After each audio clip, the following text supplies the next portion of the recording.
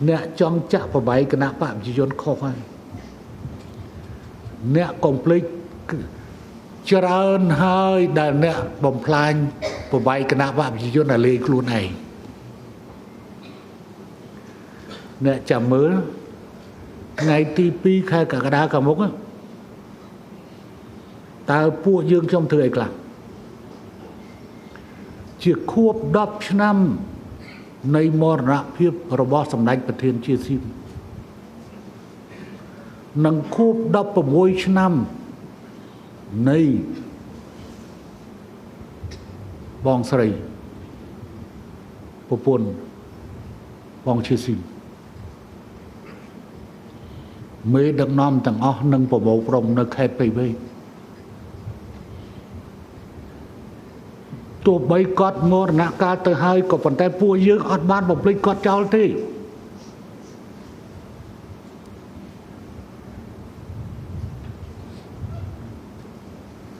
ថ្ងៃនោះ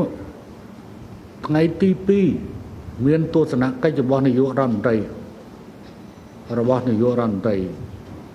សិង្ហបុរី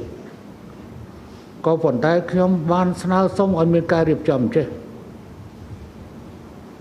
មុននឹងចរចាផ្លូវការក្រោយដាក់កម្របការហើយមកជួបខ្ញុំម៉ោង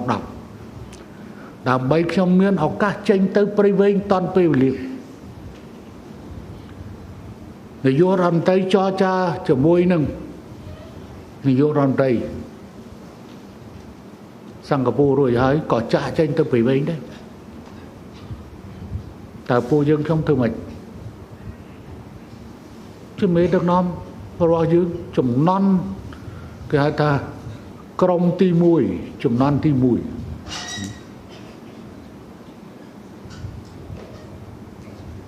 ពួកយើងអត់ចោលគ្នាទេ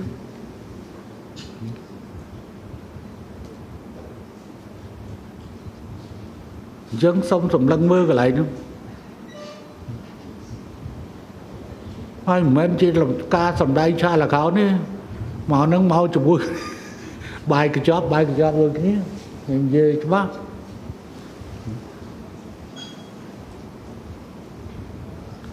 យើង5ទៅអ្នកដែលចង់បំបីគណៈបព្វជិជន